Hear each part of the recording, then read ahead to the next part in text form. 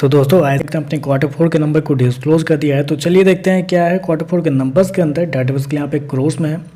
तो देखिए पिछले क्वार्टर की बात करें तो पिछले क्वार्टर में कंपनी ने 48,367 करोड़ के आसपास का रेवेन्यू टोटल इनकम जनरेट किया था। पिछले साल 43,597 करोड़ के आसपास, जबकि अभी देखें तो बढ़ के 49,690 करोड़ आपको जाता हुआ देखने को मिल रहा है। तो साल दर साल क्वार्टर क्वार्टर देखें तो कंपनी का टोटल इनकम आपको बढ़ता हुआ देखने को मिल रहा है।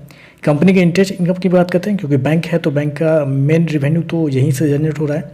पिछले क्वार्टर में 41,299 करोड़ के आसपास था। पिछले साल 37,948 करोड़, जबकि अभी देखें तो बढ़ के 42,430 करोड़ के आसपास आपको जाता हुआ देखने को मिला। तो साल दर साल क्वार्टर क्वार्टर कंपनी का इंटरेस्ट इनकम जो है वो आपको बढ़ता हुआ देखने को मिल रहा है। चलिए कंपनी के नेट इंटरेस्ट इनकम की बात कर लेते हैं, यानी कि NII की बात कर लेते हैं। तो बहुत सारे मार्केट रिपोर्ट आपके सामने आ चुके होंगे कंपनी के नेट इंटरेस्ट इनकम को लेकर। तो पिछले साल की बात करते हैं तो पिछले साल कंपनी का नेट इंटरेस्ट इनकम था 19,092 करोड़। पिछले क्वार्टर की बात करते हैं तो पिछले क्वार्टर में कंपनी का इंटरेस्ट इनकम था 20,370 करोड़, जबकि इस क्वार्टर में देखें तो कंपनी का नेट इंटरेस्ट इनकम बढ़ के 21,193 करोड़ आपको जाता हुआ देखने को मिला। तो साल दर साल क्वार्टर क्वार्टर कंपनी का जो नेट इंटरेस्ट इनकम जो है वो आपको बढ़ता हुआ देखने को मिला है।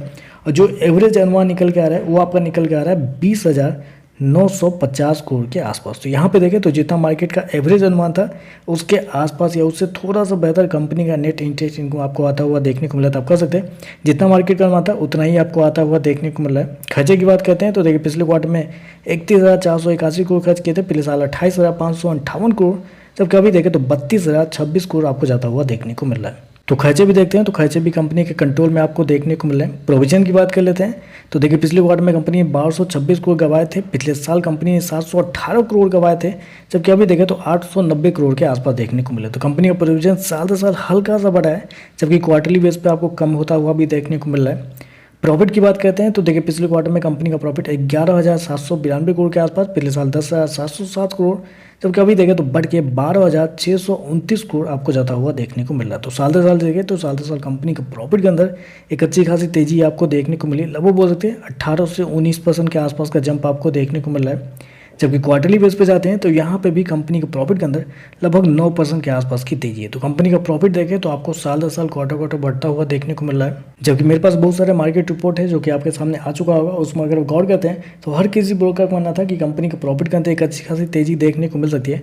और जो एवरेज अनुमान निकल के आ रहा है वो आपका निकल के आ रहा है 12,100 करोड़ के आसपास। तो यहाँ पे देखें तो मार्केट का जितना अनुमान था उससे बेहतर ही कंपनी का प्रॉफिट आपको देखने को मिल रहा है। चलिए कंपनी का NPA देख लेते हैं, NPA के अंदर क्या देखने को मिल रहा है।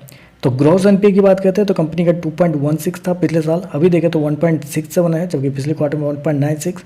तो ग्रॉस NPA आपको साल दर साल क्वार्टर क्वार्टर संभलता हुआ देखने को मिला है। और नेट NPA 0.42 से गिर के 0.39 आ चुका है, जबकि पिछले क्वार्टर में भी 0.42 के आसपास था।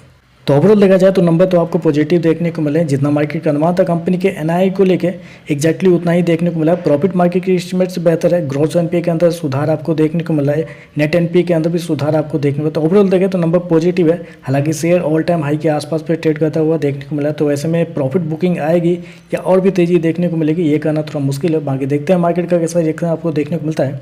आज के लिए बस इतना है। वीडियो पसंद आए तो लाइक कीजिएगा, साथ में चैनल को सब्सक्राइब जरूर कीजिएगा। धन्यवाद।